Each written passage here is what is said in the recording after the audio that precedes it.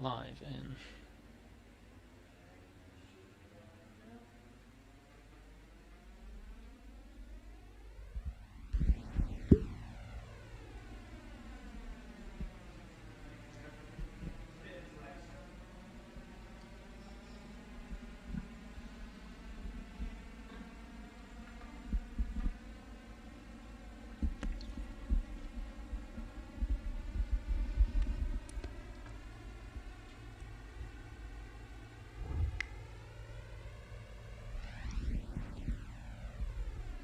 Hello and welcome.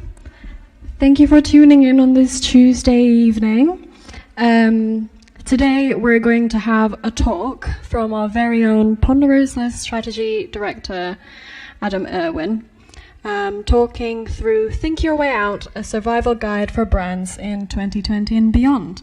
He'll be covering how we can use data and strategic thinking to weather any storm, whether that is the entirety of 2020 or beyond.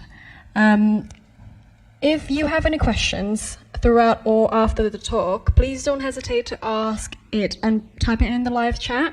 Alternatively, we'll put our email address on the live chat as well as our Instagram, so you can DM us on there too. Without further ado, I'll welcome Adam to the stage. Good evening, everybody. How do you do? I don't feel cool enough to have a microphone and held this close to my face. It feels all a bit uncomfortable.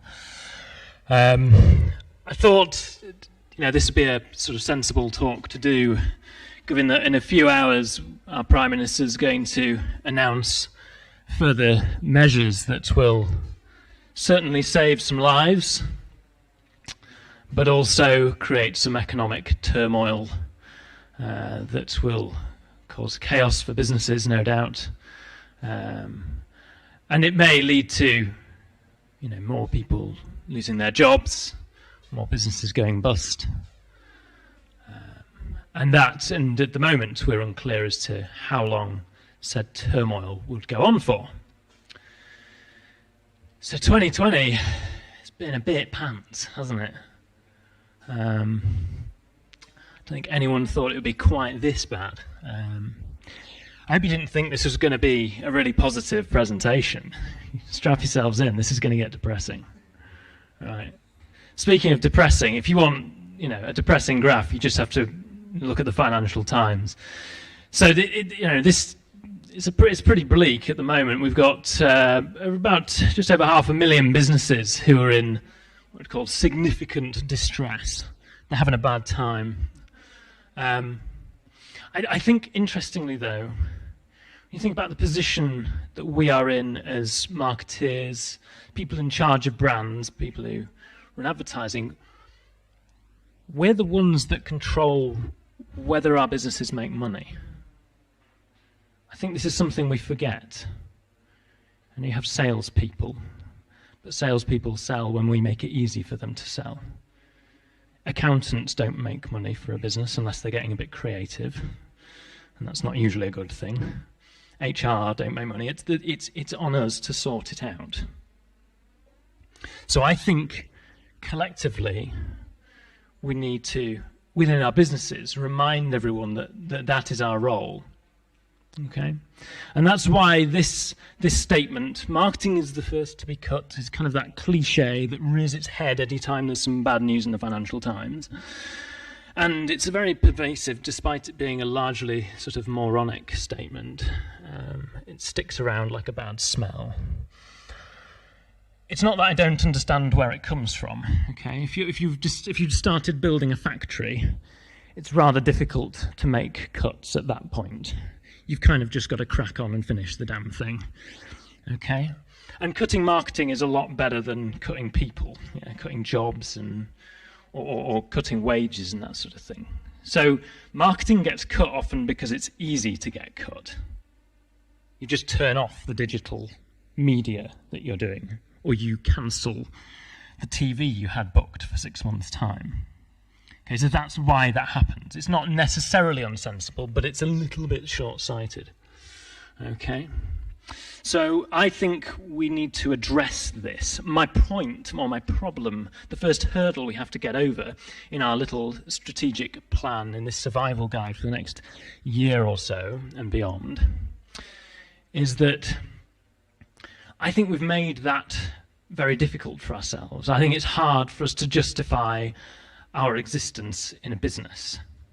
Okay, this is Amy Hood. She's the CFO of Microsoft. I've not picked her for any particular reason other than that she's a high-profile CFO. And like most CFOs, she knows nothing about brand strategy, probably not that much about marketing, and frankly, why should she? She's a CFO. But there is a problem there, is that if we as marketeers don't readily inform the businesses that we work in as to what we are there to do, then we will get cut, okay? Despite the fact that that's going to be very bad for the business, okay? And I think that this isn't the fault of a CFO or CMOs or even chief execs, okay? If they don't understand the role and the importance of marketing in their businesses, that's on us. And that means we have to fix it. Okay? The reason I think this has happened is that marketers spend too long talking about the wrong things. So when our CFO is trying to work out what the hell all these marketing people do, all they hear about is a load of people in a room talking about big data or AR, fucking Pokemon Go, or whatever it is this week, people wearing VR headsets, yeah, what the latest Snapchat fucking filter is. I'm going to try and not swear too much. My mother might be watching because it's on the internet. But you know what I mean? If we just talk about likes and engagement, and is it really that surprising that a CFO goes, well, we'll just cut that? As far as we can tell, it's just a load of people cocking around. And it sounds fun, don't get me wrong, but it's not. You see what I mean? We could quite easily get lost in it. Now, I'm not for a moment belittling any of these things. I just think they need contextualizing. We need to be careful about the rooms in which we talk about them and the emphasis we put behind them. You know, this is not the future of marketing. It's got sod all to do with the future of marketing. Strategy and creativity has everything to do with the future of marketing. So instead of talking about this stuff, we have a bit of a job to do to almost rebrand ourselves in the businesses that we're in. And we need to get hold of, stop talking about this stuff, so our CFOs stop looking like that. So that's the objective. That's the first objective of our plan. Stop this response. What? What are you talking about now? Okay. We need to get talking. We need to start talking about how we actually generate money. That is what we're there to do. All right. We need to stop listening to Gary Vaynerchuk and his friends. Okay. So, how do we start to regain the strategic reins of the business? So, the first thing, if we're actually going to make it clear as to what our value is, I've got a really simple couple of slides. The first thing to point out to the business is market share is directly proportional to your share of voice. So share of voice is not a complicated idea. It's just there's a load of noise in the market from you and your competitors, and you have a share of it. Yes, and the more advertising you do, the more you bang your own drum, the more noise you get, and the market share goes up. It's pretty simple, isn't it? Sounds good. The scary thing is it is more or less that straightforward. You know, if we really dumb our jobs down, then it can go like this. So the idea that marketing would be cut is not great for growth. Okay. There's something else. There's a subtlety here I think we need to point out. So what we've got is obviously market share increasing along the bottom, share of voice going up on the vertical axis. As the share of voice increases, so does the market share. If you are a smaller brand, though, you need to make more noise to increase your market share. It is harder for you to increase your market share. So, for example, if we were to just simply sustain the level of market growth. So say we've got 10% market share. We might need slightly more than 10% of noise, of share of voice, to just sustain that 10% of market share, okay? As a relatively small business. If you want to grow, you might need more than 15% share of voice. So you need to spend even more on advertising to get any growth. The rather annoying thing is, if you're a large brand, I mean, it depends who you are, but if you're a large brand, you're very fortunate. You don't need as much share of voice. You can actually, your share of voice to sustain a very large market share can actually drop. It can be a little bit less. And you won't suffer, you will lose market share less readily. And that's something called the double jeopardy law. That's not optional. That's just maths. It's a mathematical certainty that will happen. Now that doesn't mean you can just bin it off if you're a large brand. You've still got, you're still going to have to do advertising, of course. But it's an important one to bear in mind. Okay, so fine. I suppose what we've talked about so far is, well, if we advertise, we'll grow. Fine, but we might not be in a position to do that. I'm aware that a lot of the things I'm going to talk to you about today, your business might be in survival mode. Okay, and I'm not unempathetic to that. Okay, so all right, so the business goes, yeah, fine, we get that. We're not really in a growth kind of mood. We're actually just trying to hold on. Actually, all right, well, fine. Let's have a slightly more nuanced conversation around spend then. This is some data from May, when the world was, well, just in full flow of going to shit. And this is looking at global brands and where they are spending or not. So as you can see right down this end, ad spend against brand decreased by, to the tune of about 2%, something like that, 62%. And so that's big kind of brand ads. And then performance advertising, so sort of fairly hard-working digital media, for example, that decreased by sort of 41%. Now the way you could look at this is say, the business might go, well, all the brands are cutting. So we should probably cut our spend, right? Our competitors have cut their spend, so they're not making as much noise. We can probably afford to just ease off a little bit. Okay, it's one way of looking at it. It's wrong, but it's one way of looking at it. Okay, three things. Firstly, this is not a sign that you should ease off. The fact that there's less people, given what we just looked at and share of voice, your competitors have gone quiet. That is your best opportunity to take share of voice. Yes? Up here is a threat. That's an increase in e-commerce. So if you have a business online and it generates a revenue stream for you, the competitive pressure on your business has just increased. That sounds an awful lot like you should be doing some performance marketing to compete with that. Yeah? In May, at the time, I was able to buy for clients TV at half price. Half price. So to gain an extra share of voice came at half the cost. Sounds like an opportunity to me. The other thing I think is important to point out is that people forget is that any advertising you currently do at the moment is not just trying to make sales. So sometimes businesses will look at a level of sales and they're doing some marketing and think, well, it's not going up. What's the bloody point? We'll just switch the damn thing off. The problem is that advertising is maintaining that level of sales. So you turn it off, guess what happens? You stop selling stuff. Yeah? Not clever. So this was demonstrated by the Advertising Research Foundation. Admittedly, they slightly bias. But they did a little test, 15 brands, 2.5 million households, and a year's worth of data, looking at the spending behavior. And of the brands they looked at, they reduced their spend by to the tune of $3 million. And guess what? They lost a load of money. They reported a loss of sales of $8.6 million. Doesn't really sound like the best strategy in the end. Sounds like you're saving some money, but the loss in sales, as we can see, doesn't really stack up.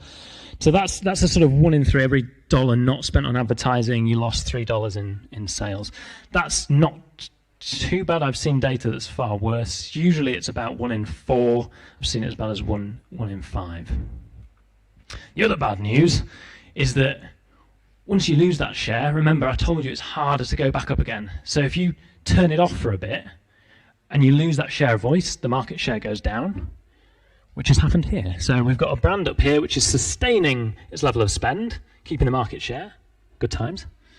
This brand decides to turn it off, so they cut the advertising. It goes down, they start losing, what's that, 2.5% market share. Bad times. So they panic and go, oh, stick some spending, quick, fix it. Put it back. But that's not how it works, obviously. And by the end of year 3, they still haven't got it back and nothing's happened. Because you need a lot of extra share of voice to get it back. So, I don't mind people cutting advertising budget, particularly if it's protecting jobs and that sort of thing, and sometimes you have to do that. But just understand the nuance of how much you cut by, when, where. A lot of those things we've just looked at, you could cut for maybe 6 months or so. That's broadly speaking where the data. You can go dark for about 6 months without doing too much damage. But really, try and filter some spend through to keep and sustain that market share. Because ultimately, the strongest brands throughout any turbulent times, recessions or pandemics or otherwise, generally do better. And when I say generally, I mean almost always. The brands that really cut heavily almost always do worse as well. Okay. This is a really quite a famous graph, so you might have seen it before. It's from Millward Brown and Kantar and clever people like that. And it's from the 2009 recession. And here you can see the purple sort of data that seems to recover really well is what they call Brand Z, which is their sort of portfolio of the world's most powerful and biggest and strongest brands. Yeah. Okay, so not entirely surprising because they're all got pretty big market share and they're all fairly substantial. But what it does tell you is the stronger your brand is, the quicker you're able to recover and the more prosperous you will be in the long term. And it's not just happened once, it's happened several times. In the 90s recession, McDonald's stopped its advertising budget, or dropped it by about, considerably, and its sales declined by nearly 30%. Conversely, Pizza Hut and Taco Bell increased their spend and got a nice big chunk of sales back. And back in the 1920s, a little-known brand, Kellogg's, was actually a relatively small player at the time. It wasn't the market leader it is today. Other brands sort of cut their spend. Kellogg's doubled theirs and launched Rice Krispies, and they became the market leader they are today. Okay. So fortune really does favour the brave. There are opportunities to be had. To paraphrase Mr. Warren Buffett, you should be greedy when others are fearful. Okay, if you can be.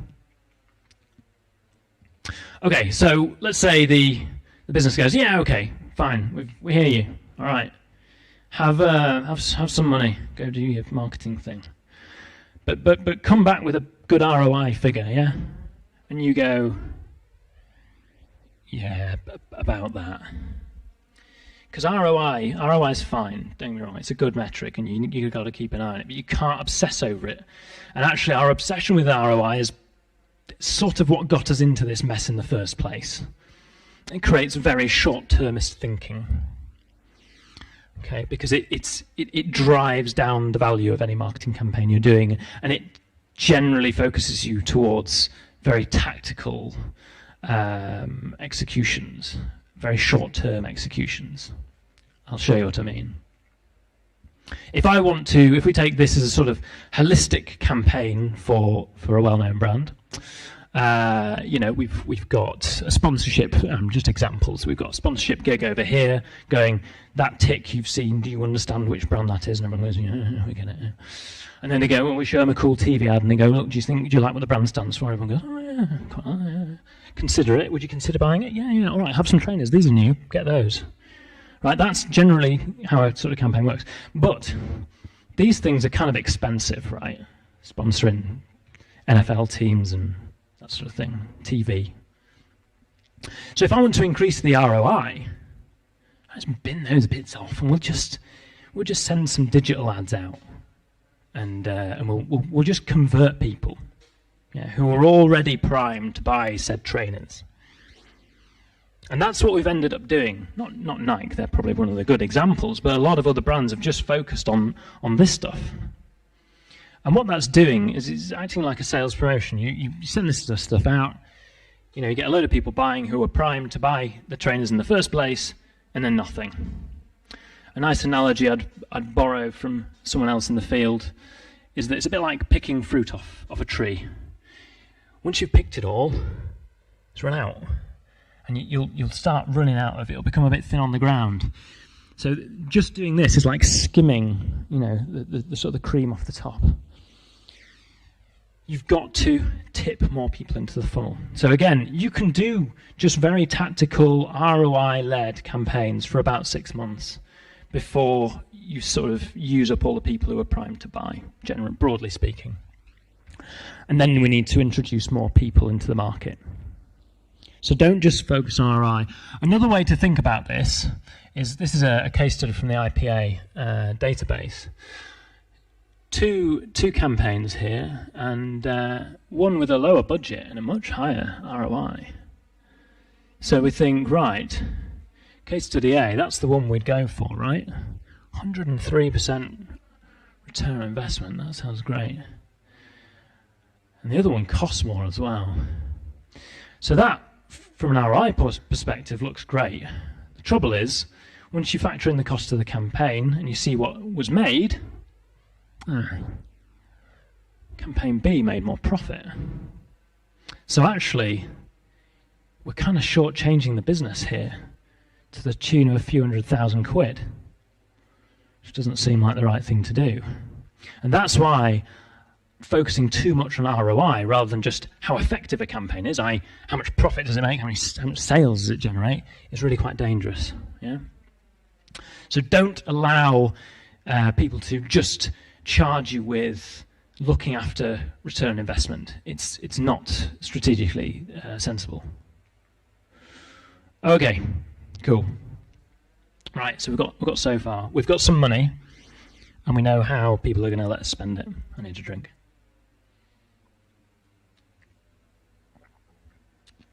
So they all turn to you and go, great, right, we need a plan from you now. What are you going to do? And you're like, oh, shit, right, okay. Don't worry, we've got a model that we can easily kind of trot out to use. So strategy, broadly speaking, should be really nice and simple. I've nicked a quote from, or a client reminded me of it, but as simple as possible, but no simpler. And really, if you can answer these 4 questions: who are you targeting? What's your proposition? What will it achieve? And what will the campaign achieve? What are your objectives? And how will you achieve it? So with what tactics? You could walk into any boardroom and feel fairly comfortable with what you've got. That's a fairly clear strategy. It doesn't need to be a 90-page document. If anything, if it's any longer than a page, you've probably ballsed it up. So that's what we need to answer. How we go about answering them is fairly simple. This is a quote from The Art of War, so from the 5th century, and it's still relevant today. If you know the enemy and you know yourself, you need not fear the result of 100 battles. What that's effectively talking about is a very well-known word in our world these days, which is insight. So what I would suggest you do, if you get to this point, is just have a quick look at the market. So we've got some budget, we need to work out what to do with it. So what's the market doing? What are the competitors up to? How can we sort of find a bit of a route through to be a little bit more distinct than some of the competitors? What have we got in a capability of our brand? What does our business do well? What products have we got? How can they benefit the customer? And once you've got those two, you can start to say, right, we know who our audience is. And bear in mind that your audience, based on the work you've just done, might be different to the one you've been targeting for some time. COVID might change that. A recession might change that. Yeah. So you've got to do this rigor in order to ensure that the plan is sensible. Okay, I appreciate it's a little conceptual, so I'll give you an example of what I did for a water brand only a few months back. So the insight in that sense was the client wasn't Volvic. Volvic are the competitor. So, you know, and Volvic are targeting, they sort of over-index on the young professional market. Okay, and we knew that was where they were strong. Where they were slightly weaker was the family audience, mums, shoppers, and that sort of thing. Our client had a product that was sugar-free and had really lovely fruit flavour. So we're like, right, okay, simple proposition, nothing revolutionary there, nice and simple, okay? And we worked with that and said, right, and we looked at the market data and we found that actually probably mum was a fairly sensible bet. Now we didn't know, so we did a few little consumer groups, nothing flashy, fairly low budget stuff.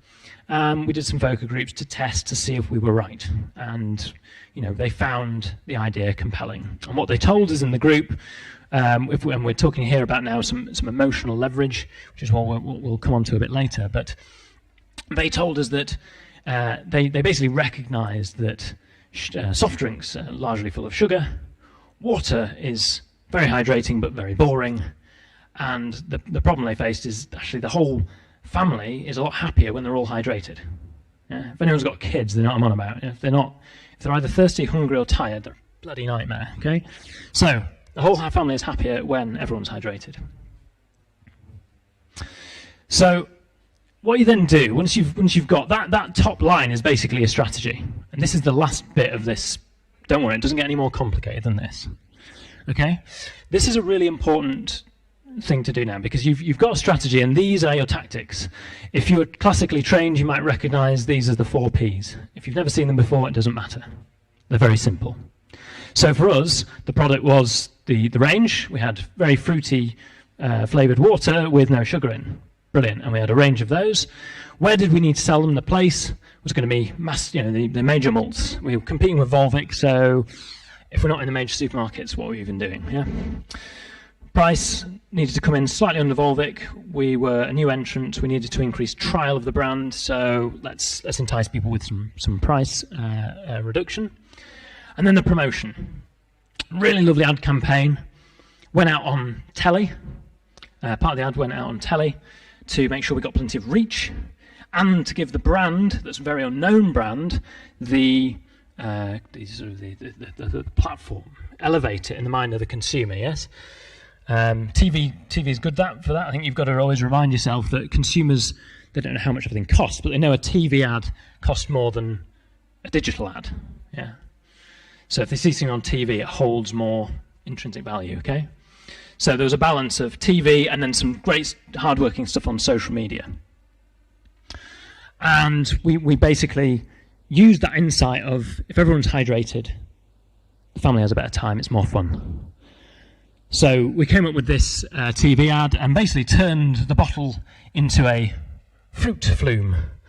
Yeah, and if the audio was on, I wouldn't be able to talk over it, but there would be lots of laughing and there's kids in the background having a great time. And what we're showing is the bottle and some key messages, very sort of emotive stuff. Making sure that we're building that mental availability of, I know what the bottle looks like, so when I see it again in the supermarket, we've already got that memory structure in place. And the range shot to really top it all off. Reminder of the proposition of the brand and where you can buy it. Yeah. So all the way through from that strategy to a campaign. Very effective campaign. About just over 70% of people said that the ad would made them want to buy the brand, and over 64% of people who bought the product said they did so because of the advertising. Yeah, and the client also got plenty of listings and a nice boost in sales. So all around pretty good. So that's just an example of how you can take that very sort of top line strategy, make it very simple, and get to the point where you've got a campaign out there that's really effective.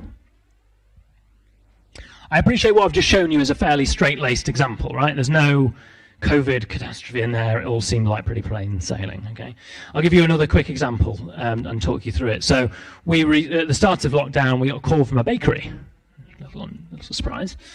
And they said, look, we're in a bit of bother because lockdowns happened and we've got bakery shops and we can't sell shit. And so, well, that does sound bad. So we were like, hey, well, why don't you sell online? So that was the first thing we did. The place went from bricks and mortar shops to a website, and we got them up and running in a week. And the product changed from just obviously individual loaves that people were wandering in and buying to bread boxes. So you buy a whole box of lovely different breads. Or we also said, why don't we do some ingredients? So you buy a bread box and you get all the stuff to make, do all the baking at home, very emotive, very sort of relevant for lockdown, where everyone's got nothing to do but that and watch Netflix. Pricing changed completely because clearly you're now buying bread boxes rather than individual loaves, and the promotion went online. So there's a lot of sort of heavyweight digital stuff pushing people to the website. All right. So that demonstrates this is how this is very, very useful as a model if you've been given a green light to reevaluate what on earth you do in fairly tricky circumstances, as we're about to witness, no doubt. Okay. So I've got some budget. And we've got a strategy and a plan. Everyone understands. It's nice and clear and it's relatively easy to follow. There's one last element of the toolkit that I think we need to create a particular advantage. And I think it's something we've, again, forgotten. We've, in our pursuit of just looking at dashboards and conversion rates and sort of stuff. All that stuff's fine, but you've got to remember that you're still trying to change someone's behaviour. People, and we all care in an enormous amount about the brands we work on or the brands we work for. Nobody else does, really, if we're all honest. Even the big brands. I don't really think about Nike, in any other time other than when I'm in the market for some new trainers, to be perfectly honest. So that's why it is not acceptable to churn out dross like this. It's just shit, isn't it? Honestly, the worst bit of advertising I've ever seen in my life. I think there was probably enough criticism of this over the internet when it first went out. But this is what I mean. It's almost like someone's ignored any other sort of messaging, any need to make the advertising worth anybody's time, and just put out a message that could have appeared on a digital banner. And even then it would be a pretty shitty banner, wouldn't it? And then they've gone, well, we'll just make that campaign. It's so lackluster, even the model couldn't be asked to show any enthusiasm for it. Find your hotel, buy it here, and repeat the message. I think part of this comes from Mr. Byron Sharp. I don't actually blame him. I quite like Byron, and I think their contribution in the Ehrenberg Bass Institute to the marketing world is great. But I think what happens is people misconstrue his advice, in that, if we just show it to people enough, eventually they'll give in. And that's you can do it that way. It's a bit of a blunt instrument. People will certainly feel like it is. And all I'm saying for this last bit of the survival guide is there's a much better way about going about it. And for that, we need to turn to this man. If you don't know who Daniel Kahneman is, he's a very good psychologist, and he's won a Nobel Prize for his work in psychology. And he wrote the book Thinking Fast and Slow. And if you've not read it, I would wager you might not know enough about consumers and how they buy things and how they make decisions. So it's probably one you should have a flick through. However, in the meantime, I will give you the highlights and what we need to take out of it to address the subsequent chaos. Because we are actually trying to sort of overcome some indifference. The problem with the ad, as I said, that we just saw, is that it is completely void of emotion. And that's a big problem, because according to Kahneman, and our brain is largely operates in a sort of unconscious state. So what he did is he worked out that our brain can be more or less split into two, system 1 and system 2, figuratively speaking, of course, not literally. So most of our thought in our day-to-day lives, and most of what we encounter from in marketing as well, comes through as a gut feel. It's emotional. It's a heart reaction or a gut reaction, not a rational one. Yeah. So system 1 is the primary decision-making function in your brain for choosing which brand you go for, which shoes you buy, but also which contract you sign with which company. Yeah. It's difficult for people to comprehend this because our rational brain goes, no, I'm really rational. I understand. I'd go to Trivago because they'll give me the best hotels at the best deal. It doesn't work like that. It just doesn't. Okay. If everything was really rational, no one would buy bottled water. Yeah. So this dictates most of the brand work, brand choice. The scary thing is, it's also more than 90% of our brain activity. So, who thinks their marketing campaign might need a little bit more emotion in it? Yeah. It's a big chunk of brain. What else is the internet for if not shocked cats? I don't know. I'll be honest, that search sent me off on a wild goose chase. It took me really a big distraction for my presentation. Okay, it's pretty shocking. But equally that means system 2, the rational bit, I'm glad you've all managed to do the maths, is less than 5%. Pretty scary. And the scary bit is that it only really comes in right at the end of that decision-making process. Once you've decided that Under Armour is cool or Nike is cool or whatever, and that you quite like some of those versus Adidas or whatever, then you start getting into, what's the price of that one, and how is that on a deal? They're new, and that's got, that all comes in a bit later. So, in summary, the vast majority of buying decisions are made emotionally, not rationally. Therefore, if we're thinking of these consumers who are just wandering around, they don't care about advertising or brands really, it's our job to speak to them on an emotional level, not a rational one. Otherwise we're not going to engage them. We're only appealing to less than 5% of the brain if we do that. We've got no chance. So we've got to do it on an emotional level. Here's a better way. This is where the proposition of the brand becomes really important. This is a fairly decent ad. Not beautiful, but effective. So if we think about Burger King and its positioning, we've got a Whopper looking very large and a Big Mac looking slightly smaller.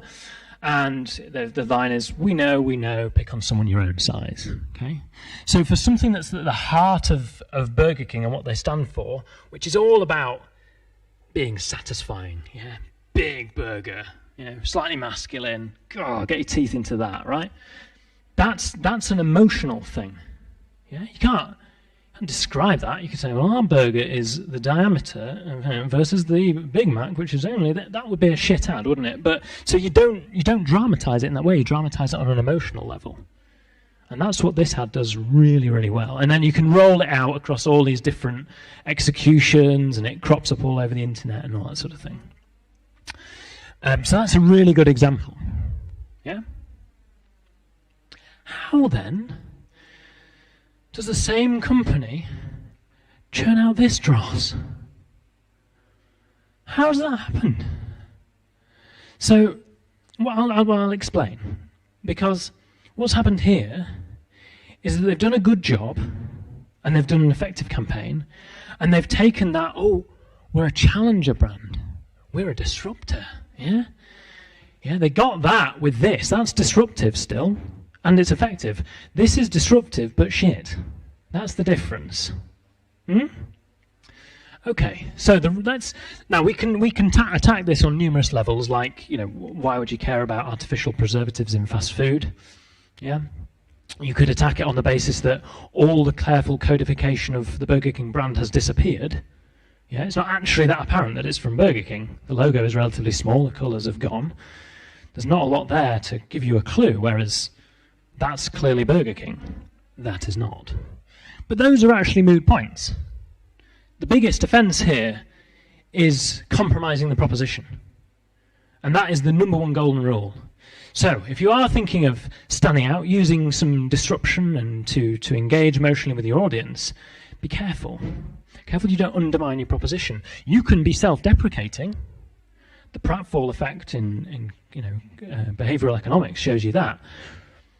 But you can't undermine your proposition. And here, we have taken away any satisfaction. That's all gone with that semiotic.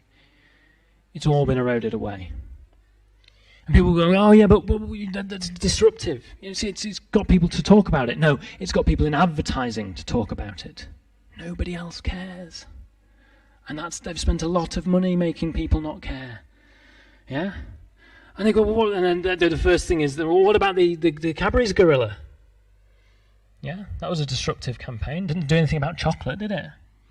But it didn't compromise the proposition. The whole point of that ad was the anticipation. The anticipation of a chocolate bar, and then the joy, the ecstasy of finally eating chocolate. Joy. Yeah? And that's what the gorilla symbolised. And that's why that ad worked so well. It was both effective and enhanced and complemented the proposition. It didn't undermine it. So don't fall into that trap. You will waste a lot of money. And you can't afford to do that when COVID's kicking off.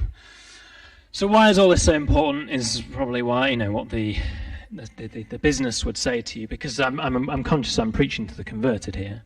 So let's put some hard numbers and boring graphs back on the screen. Factors driving advertising profitability. We've got some usual stuff, so we've got some different factors, and then we've got the profit multiplier. So how you geographically set your budget up and calculate it has a multiplier of 5, so you times the profit by 5. That's pretty important, right? So you've got to get that right. The top two are missing. I wonder what they could be. Yeah, it shouldn't be a bloody surprise, should it? Creative. No shit. Right? Multiplier of 12. You can't do a lot about the top one, brand size and share, because you're kind of where you are. That takes a long time to increase your market share and build the size of your brand. But the creative you can sort out. It's literally our job. Yeah, so that's why things like Trivago, that ad, or just unimaginative ads that aren't worth anyone's time really hack me off. They don't have to be super disruptive. That water ad that we did is not disruptive. It's effective. It's creative, I'd argue. But it's not there to create anarchy for the sake of it. It's there to sell water. Yeah? But it does it on an emotional level, and that's why it's effective. The creative is impactful. Now, I appreciate that. Anyone who's been paying attention will go, oh, that's efficiency, that's profitability and ROI, and we're back to that again. All right, fine. So what about sales then?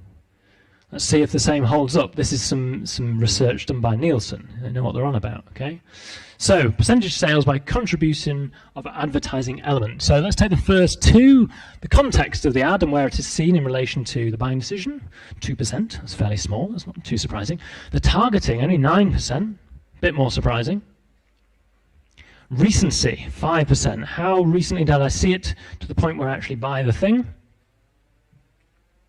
The reach, 22%. That's going to be big because, as we talked about at the start, we need to make enough noise. We need to make enough noise to enough people to make the advertising work, okay? The brand, only 50% on this one. It's third place, but obviously here there's a bit of the bigger your brand, the more reach you have, so they kind of blur into one another a little bit. Would anyone like to guess what the last one is? Yeah.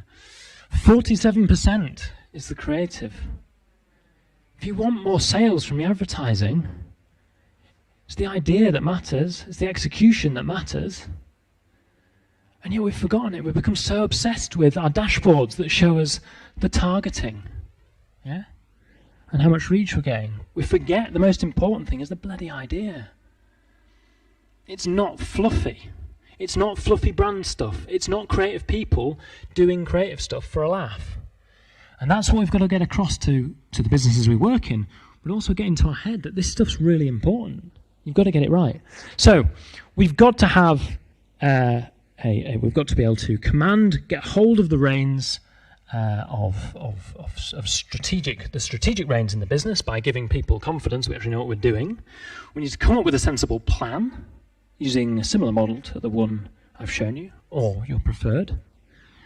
And then we need to give a damn about making creative that has some impact, actually captivates, actually changes behaviour on an emotional level. I've got a boring summary. I'm traditional like that. Okay? What have we learned? Your share of voice is directly proportional to your market share. So, marketing is about selling stuff, and if you turn it off, you'll sell less stuff. Okay, the stronger your brand, the better you'll survive, and the better you'll do in COVID and other, sort of chaos that happens around you. And if you're greedy when other people are fearful, you'll actually do well, if anything. Obsessing over ROI is a little bit short-sighted and might actually drive down the profit you can make from your advertising, so it's not that sensible. And use an opportunity to sense check your strategy. If something happens like a pandemic or a recession, just do a bit of work and see if we're actually heading in the right direction, we're choosing the right consumers to market to. And then, only once you've got your strategy in place, look at your tactics. Don't start delving into that stuff before you've done that strategic rigor up front.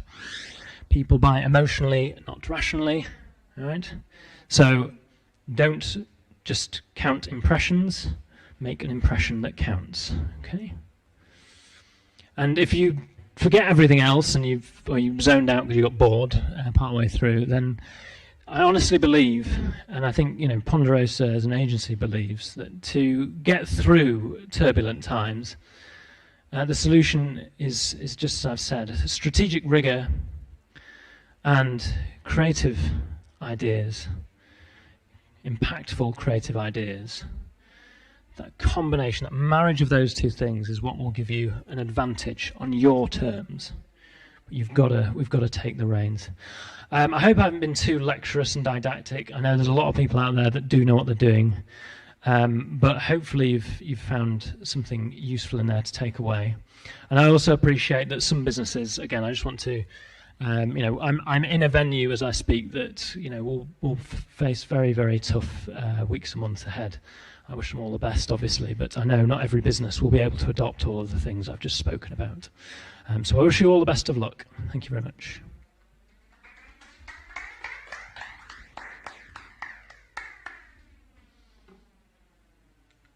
Okay. Any questions? This is a little bit weird because there's not that many people in the room, as you might imagine. They are all on the interweb, so I need Sasha to let me know if there are any questions.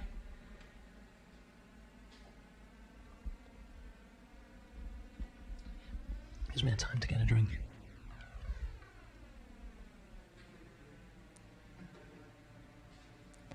This is where I need my hold music, isn't it? Or lift music. Yeah, just to reiterate, if you have any questions, don't hesitate to put it on the live chat, or email it to us or DM us on Instagram. Thank you.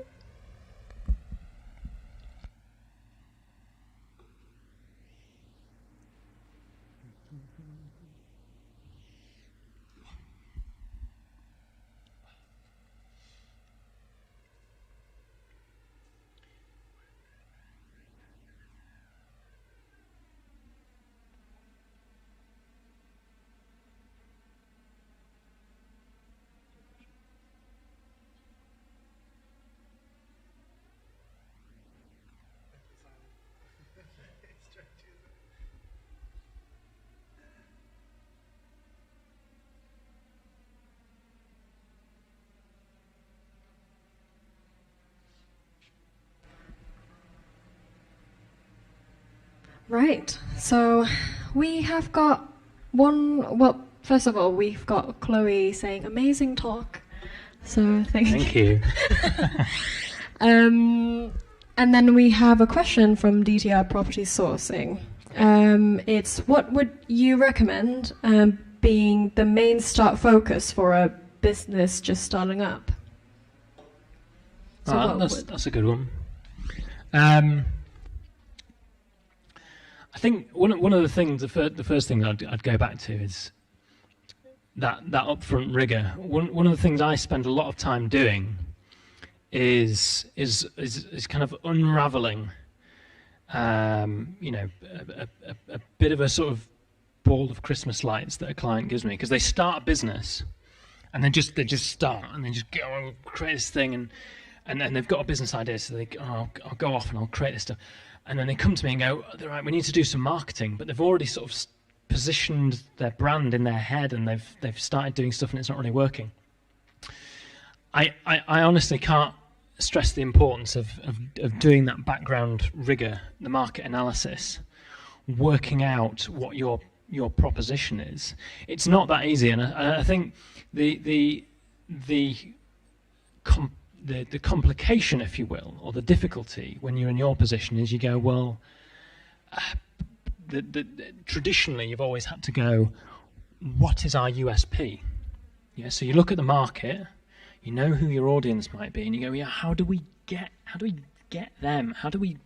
I mean, we've got some heavyweight competitors if you're a startup, right? So what's your unique selling point? And the point is you don't need one. What you are looking for in that market is to be distinct, okay? Not unique. Most brands aren't unique. So do that rigor and try and work out what would make you distinctive. I'll give you some examples. Asda do loads of things to improve customer service. Yeah, they're a big supermarket, one of the big ones. There's loads of other big supermarkets. They do loads of stuff to improve customer service. If Till's busy, they'll open another one for you. There's that lady who stands there with the sign pointing at where there's not a very big queue, right? Loads of stuff. But it's Tesco that say every little helps. Why do Asda say that? Every little helps isn't unique. It's just distinct. And Tesco have taken ownership of that. Dettol's strapline kills 99.9% of bacteria, which is exactly the same as every other own label antibacterial spray on the market. It's not unique, it's just distinct. So you've got to find your own spin on something that makes you stand out. Okay? And sometimes at some point you might need an agency to help you with that, but that is honestly where I'd start. If you do that rigor up front, try and work out how you can present yourself in a distinctive way. That will help you stand out, and it will make any marketing you do much easier. I think beyond that, if you're thinking more about where do I spend my money, as a new brand, your biggest problem is general awareness. So if you think about the graph we had with the share of voice, when that's really low, it's really difficult to get people to buy into you. If Byron Sharp was here, he'd be saying something like, you like your mum and I like mine. His point is that your mum's familiar to you, so of course you like her, and I like mine because she's familiar to me. People like stuff they're familiar with. Yeah, so your brand, when you're a startup, is unfamiliar to pretty much everyone. And that's a big problem. So actually your first job is to create a bit of awareness, to say, don't leap straight into that bit that was down here on conversion, because you'll just waste loads of money. Even if you're on digital, you set up a digital campaign on I don't obviously know the business you're set up exactly, but if you just delved into trying to convert people with some digital ads, that's probably not going to pan out too well, because people don't know who you are. Why would they go to you? You've got to do some activity, have some content. It might be some video, it might be some I don't know, any other sorts of content you can put out to start to build up what it is your brand stands for based on that proposition. Then, once you've spent a little bit tipping people into the top, then you can start to, once those people are primed, then you can start to convert them. Amazing, thank you. I hope that answers your question. We have another one from Lewis Mitchell. Thanks, Adam. Really insightful. You briefly mentioned the difference in perception between a TV ad and a digital one, but how do you approach taking the correct balance of marketing actions? Taking the what, sorry? The correct what? You briefly mentioned the difference in perception between a TV ad and a digital one, yes. but how do you approach taking the correct balance of marketing actions? Oh, okay, yeah, I'm with you. So, so there is a bit of a balance. I mean, look, if you can't afford to do typically, if you couldn't afford to do TV, you did outdoor. That might not be the most sensible strategy at the moment. There's some really kind of useful data from the IPA that talks about what different media types do. Okay, so if we took what you're looking for is about a sort of 60-40 ratio between brand building activity, so things that are talking about the brand and doing an awareness job and a consideration increasing job, yeah. So you could do that with telly, but if you can't afford telly these days, online film, online brand ads are pretty good, YouTube advertising, but you can go through social media channels and so on. That's pretty effective, and it's actually pretty good at digital film is actually pretty good at delivering on awareness and consideration. So you could get the brand building bit from that. Of course, you could, depending on what the business is, I don't know, but you depending on what it is, you things like press ads would obviously fall into the brand building category. Sponsorship falls into the sort of brand building side of things. So you want about 60% roughly of your budget to be allocated to that stuff. Okay, the other 40% wants to be the harder working stuff. Yeah, so digital ads that are, saying, Adam, get those trainers. Harder working sales activation stuff. It might be, it's not going to be an event now, but it might be, cold calling. I don't know. It depends on the business. It might be DRTV. It might be mail drops. It might be loads of different things. So that's the balance you want. So it's a balance between brand building, which is about 60%, and sales activation techniques, which is about 40%. Slight caveat to that ratio, it's a good rule of thumb. If you're, I don't like this phrase, but a low interest category, so if you're insurance or banking or something, I don't think there's actually any. I think it's just unimaginative advertising if it's low interest. But let's, it's not some shoes or whatever. So if you're in the low interest category, that's going to be more 50-50. Equally, I would say if you're in a really high interest category, so if you were in, fashion or something like that, that's where consumers do get a little bit more excited about the prospect of buying, then actually I'd weight your brand spend to about 70% and weight it even heavier on that and leave 30% to be your sales activation stuff. All right? Yeah. Perfect. I hope that answers your question as well, Lewis. I think, keep the questions coming, but I think we have a third question from Sam. So you mentioned in the beginning of your presentation that we are likely to probably go into a second lockdown. How should brands strategize differently going into second lockdown? Should they change the way they advertise? Yeah, I mean, I don't know, we'll have to see what Bozza says tonight, won't we? To see if there's going to be a second lockdown. Who knows? But yeah, it's a good question, and I got asked a lot by different clients and potential clients. When the first lockdown happened, like, what do we do? This is all on fire, and there's a lot of we saw a lot of crap advertising off the back of people just reflecting the fact that COVID had happened, and it's just unnecessary. People were actually coming to us going, am I okay to advertise? Is it insensitive? Of course it's not bloody insensitive.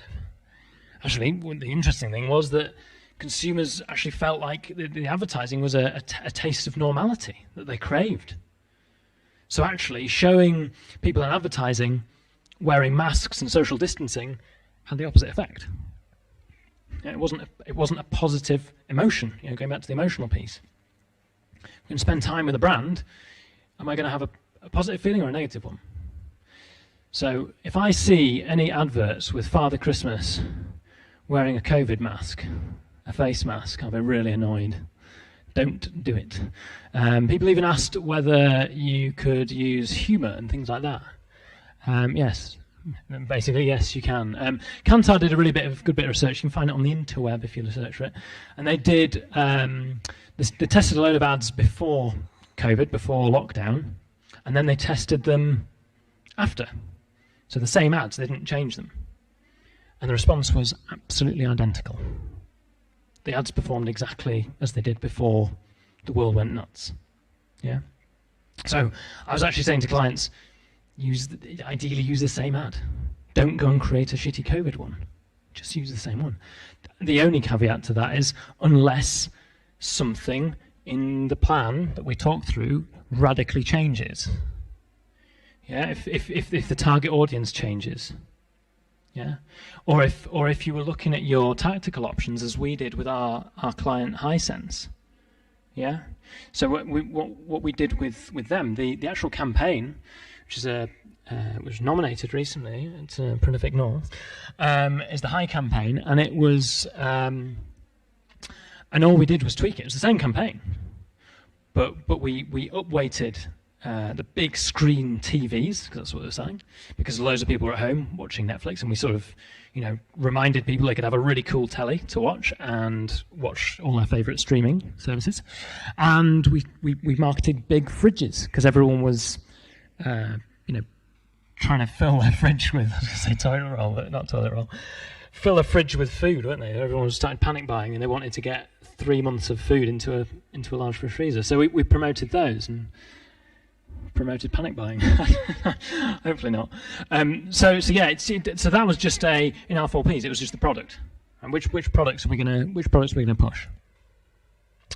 So there are some tactical options there as well. But yeah, no Father Christmases in face masks, please. It's just bloody unnecessary. Perfect. Anybody else has any other questions?